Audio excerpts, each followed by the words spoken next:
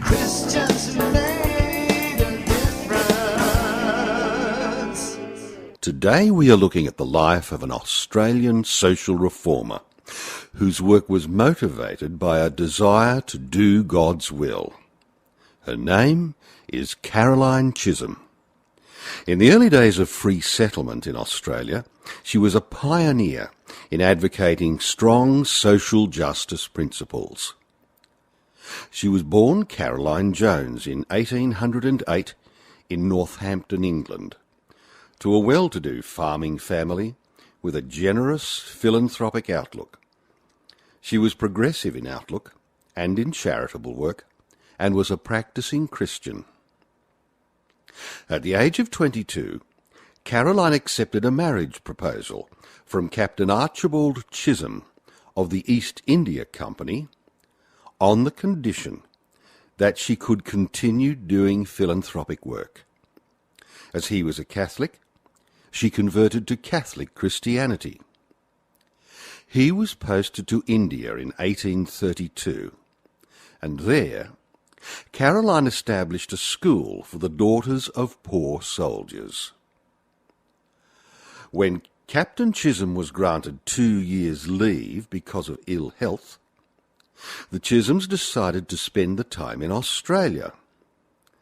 They arrived in Sydney in 1838. When her husband was recalled to active service in 1840, Caroline remained in Sydney with her 3 sons. Seeing needs in the colony, Caroline set out to alleviate poverty and its associated moral dangers. Her immediate concern was the well-being of young, unaccompanied women migrants, many of whom found themselves alone on the streets of Sydney.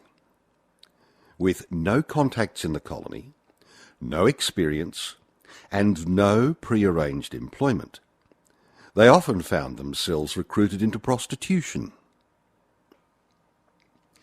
Caroline said, "I was impressed with the idea that God had, in a peculiar manner, fitted me for this work." She prayed and fasted in order to discern God's will for her, and was then able to offer her talents to God. She said, "I felt my offering was accepted, and God's blessing was on my work." Caroline soon became a familiar figure on the waterfront as each ship of immigrants arrived. She began taking girls into her own home, but soon realised the need for a more systematic approach.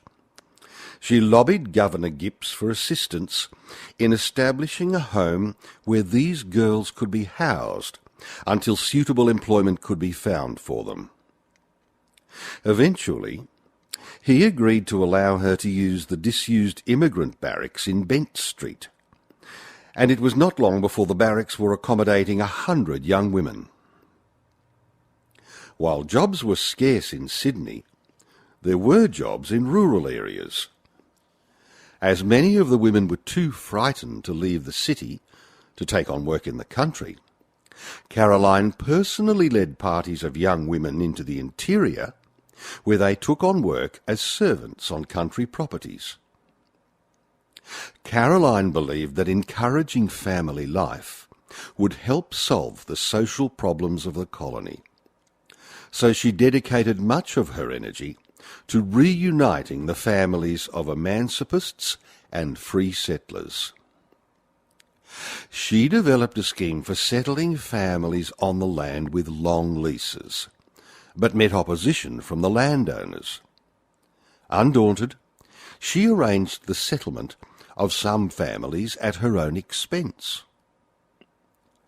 Caroline saw immigration and the settlement of families from England to Australia, the new land of opportunity, as a solution to the economic problems of both overcrowded England and the labour shortages in the Australian colonies. Captain Chisholm retired from the army and returned to Australia in 1845, assisting her in her work. Already a legend in New South Wales, Caroline left for England in 1846 with her husband.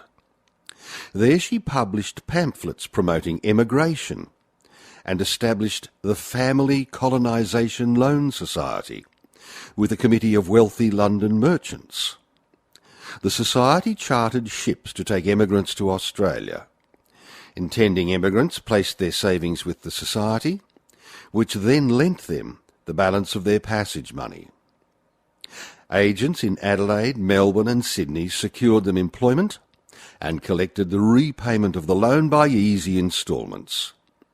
Unable to pay an Australian agent, Archibald Chisholm returned to Australia to meet the ships of the society.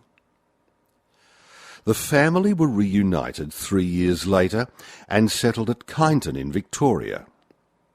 By this time, the gold rush was underway, and Caroline was instrumental in the construction of shelter sheds along the road from Melbourne to the goldfields, providing shelter and cooking facilities for women and children travelling to join their husbands on the goldfields. Caroline suffered serious kidney problems, and the Chisholms were advised to move to the warmer climate of Sydney.